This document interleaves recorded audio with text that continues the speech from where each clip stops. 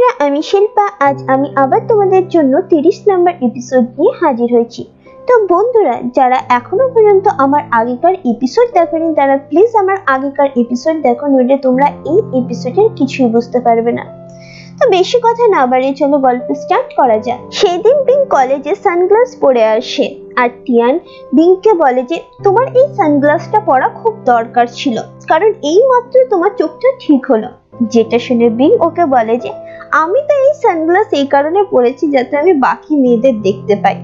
তখনই টিয়ানের ফোনে কোচ মায়ের এসএমএস আসে, ওকে ওর সাথে দেখা করার জন্য বলে।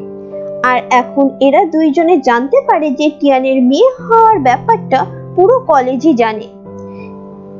টিয়ান বিংকে বলে যে এখন সেই সময় এসে গেছে যেখানে আমাকে একাই লড়তে হবে।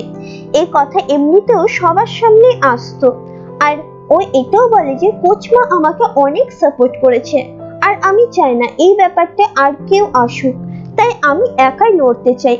এদিকে বিংও স্যাড হয়েছিল কারণ টিয়ান এই কলেজ ছেড়ে এখন চলে যাবে। ঠিক তখনই কোচজি ওখানে আসে আর কোচ মাকে বলে যে যদি টিয়ান চায় তাহলে ও স্কেটিং ডিপার্টমেন্টে আসতে পারে, তাহলে ও এই হোস্টেলেও থাকতে পারবে আর এই কলেজেও।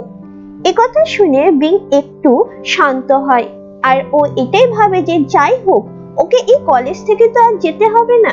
অন্যদিকে টিয়ানের মেয়ে হওয়ার ব্যাপারটা পুরো টিমই জানতে পেরে যায় যে টিয়ান মেয়ে, আর এরা কেউ তো বিশ্বাসই করতে পারছিল না যে টিয়ান মেয়েও হতে পারে।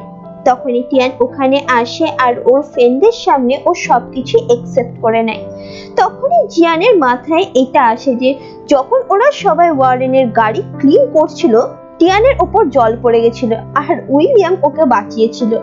এই কথা শুনে টিয়ানও বুঝতে পেরে যায় যে উইলিয়াম অনেক আগে থেকেই জানতো যে ও একটা মেয়ে। এদিকে বিংও যখন এই ব্যাপারটা জানতে পারে তো উইলিয়ামের কলার ধরে নেয় আর ও রেগে উইলিয়ামকে জিজ্ঞাসা করে যে তুমি কি এমন দেখেছো যেটা তোমার দেখা উচিত হয়নি।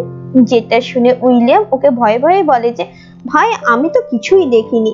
যেটা শুনে জিয়ান ওকে বলে যে ভাই তুই যদি ওকে নাই দেখে থাকিস তাহলে কি করে বুঝলি টিয়ান মেয়ে। এদিকে টিয়ান ওদের দুইজনের ঝগড়া ওখানেই থামায়। টিয়ান এখানে খুব খুশি ছিল কারণ ওর ফ্রেন্ডসরা ওর সত্যিটা একসেপ্ট করে নিয়েছে আর ওরা সবাই খুব খুশি ছিল। অন্যদিকে বিং রুমে টিয়ানের জন্য ওয়েট করছিল আর এই প্রথমবার টিয়ান মেয়ে হয়ে ওর সামনে এসেছিল। বিং ওকে দেখে বলে যে তুমি খুব সুন্দর আর এরা দুইজনেই ডান্স করতে লাগে। এরা দুইজনেই খুব সুন্দর টাইম স্পেন্ড করছিল আর টিয়ানের কাছে এই সবকিছুই একটা স্বপ্নই মনে হচ্ছিল আর ও খুব খুশিও ছিল। এরা দুইজনে কিস করতে যাচ্ছিল তখনই ওদের ফ্রেন্ডসরা ওখানে চলে আসে, মানে কাবাব মে হাড্ডি হতে। আর ওদেরকে দেখে টিয়ান বিং এর পেছনে লুকিয়ে যায়। আসলে টিয়ান যে চলে যাবে সেই কারণে এরা সবাই ওকে গিফট দিতে আসে আর এরা সবাই একসাথে সেলফিও নেয়। অন্যদিকে টিয়ান কলেজে যাওয়ার চেষ্টা করে কিন্তু ওখানকার গার্ড ওখানে ওকে যেতে দেয় না কারণ টিয়ানের আই কার্ড এখন ওর কাছে ছিল না। অন্যদিকে টিয়ান টিমে না থাকার কারণে টিমমেটরা ওকে খুব মিস করছিল। যেটা দেখে বিং ওদের সবাইকে চোখ দেখায়। যেটা দেখে উইলিয়াম বলে যে হ্যাঁ হ্যাঁ জানি জানি, ওকে মিস করার অধিকার তো শুধুমাত্র তোমারই আছে। তখনই কোচমা ওখানে আসে আর ও ওদের সবাইকে বলে যে রাত 10টার পর সিকিউরিটি গার্ড গেটে থাকে না। আর যখনই এরা সবাই এই কথা শুনে তো ওরা সবাই এটার মানে বুঝতে পেরে যায় আর বিং তখনই টিয়ানকে এই খবরটা দিয়ে দেয়। আর এরা যখন সবাই পরের দিন সকালে চেঞ্জিং রুমে আসে তো ওরা দেখে যে রুমটা পুরো ক্লিন ছিল আর ওদের সবার জন্য জিয়ার সপেটটি রাখা ছিল। যেটা দেখে এরা সবাই বুঝতে পেরে যায় যে রাত্রে টিয়ান এসেছিল। এই সব কিছুই অ্যারেঞ্জমেন্ট ওই করেছে। তখনই টিয়ান ওখানে আসে আর ওর হাতে সেই ব্যাজটা ছিল যে ব্যাজটা ও বিং আর উইলিয়ামকে দিয়েছিল। ও সবাইকে এই ব্যাজটা নিজের হাতে পরিয়ে দেয় আর বলে যে এই ব্যাজটা এটাই বোঝায় যে আমাদের ফ্রেন্ডশিপ সারা জীবন থাকবে।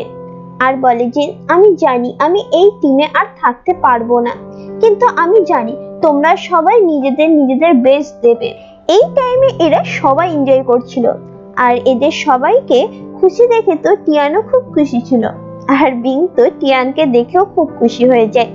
অন্যদিকে টিয়ান আর বিং আইস রিং এ খুব সুন্দর রোমান্টিক টাইম স্পেন্ড করছিল।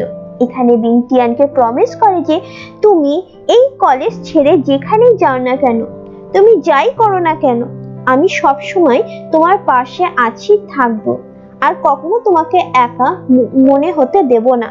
পরের দিন টিয়ান বিং আর ও টিমের খেলা দেখার জন্য নকল আই কার্ড নিয়ে যায়, কিন্তু গার্ড এটা বুঝতে পেরে যায়, সেই কারণে ও টিয়ানকে ভেতরে যেতে দেয় না।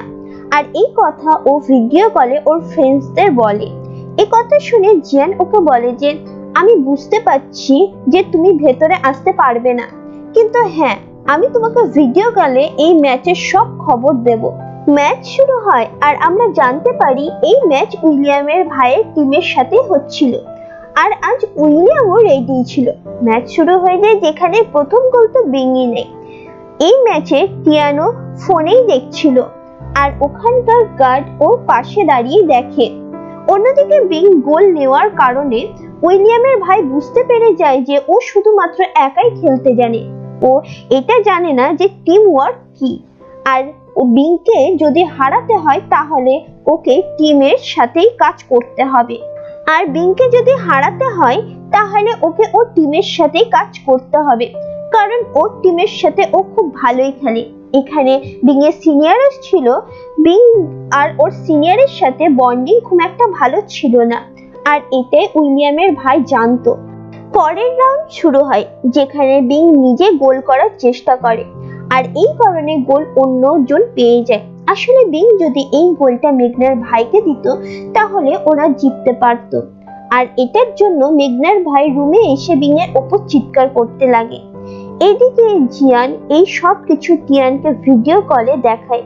এখানে টিয়ানো বুঝতে পেরে গেছিল যে ও টিমে না থাকার কারণে অনেক টিমের প্রবলেম হচ্ছে।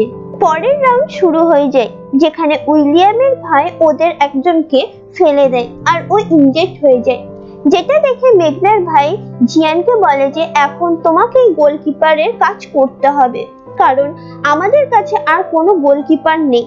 এদিকে জিয়ান ওর আগের খারাপ পারফরমেন্সের জন্য খুব স্যাড ছিল, কিন্তু ও যখনই একটা সুযোগ পেয়েছে তো ও নিজের 100% দেওয়ার কথা ভাবে। পরের রাউন্ড শুরু হয় আর এই রাউন্ডে উইলিয়ামের ভাই গোল নেয়।